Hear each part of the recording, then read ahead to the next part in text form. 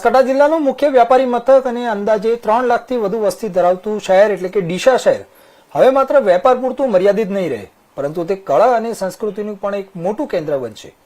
ભારત સરકાર અને ગુજરાત સરકારના વોકલ ફોર લોકલ, આત્મનિર્ભર ભારત અને વિકસિત ભારત 2047ના સંકલ્પને સાકાર કરવા માટે ડીસા ખાતે ભવ્ય અર્બન હાટની સ્થાપના કરવાની મંજૂરી આપવામાં આવી હતી. રાજ્યના વન અને પર્યાવરણ, વાહન વ્યવહાર અને ક્લાઇમેટ ચેન્જ રાજ્યમંત્રી પ્રવીણભાઈ માળી તથા ખાદી કુટીર અને ગ્રામીણ ઉદ્યોગ રાજ્યમંત્રી સ્વરૂપજી ઠાકોરે ડીસા ખાતેથી આ ભવ્ય અર્બન હાટનું ખાતમુહૂર્ત કર્યું હતું. મંત્રીઓએ નાગરિકો સાથે મળીને વિધિવત રીતે આ શુભ કાર્ય સંપન્ન કર્યું હતું અને ટૂંક સમયમાં જ આ કામગીરી પૂર્ણ કરીને તેને જનતા માટે ખુલ્લું મૂકવાની કટિબદ્ધતા દર્શાવી હતી. આજે ડીસા ખાતે અર્બન હાટનું ખાતમુહૂર્ત કરવામાં આવ્યું છે. આશરે 21 કરોડના ખર્ચે અહીં ડીસા ખાતે અર્બન હાટ બનવા જઈ રહ્યું છે.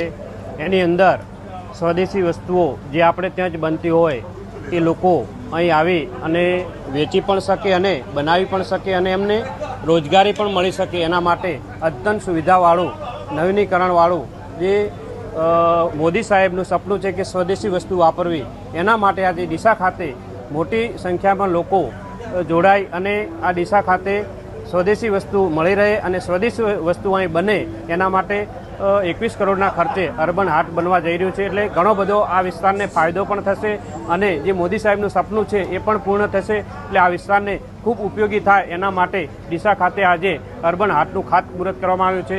એમાં ઘણા બધા પ્રવીણભાઈ અમારા સાથી મિત્ર સાથે રહી અને ઘણા બધા લોકો અહીંના ભારતીય જનતા પાર્ટીના તમામ આગેવાનો સાથે રહી અને ખાતમુહૂર્ત કરવામાં આવ્યું છે. અને ટૂંક સમયની અંદર અહીં મોટું આ હાટ બની અને લોકોને ખૂબ જ ઉપયોગી થશે અને રોજગારી માટે પણ ઉપયોગી થશે.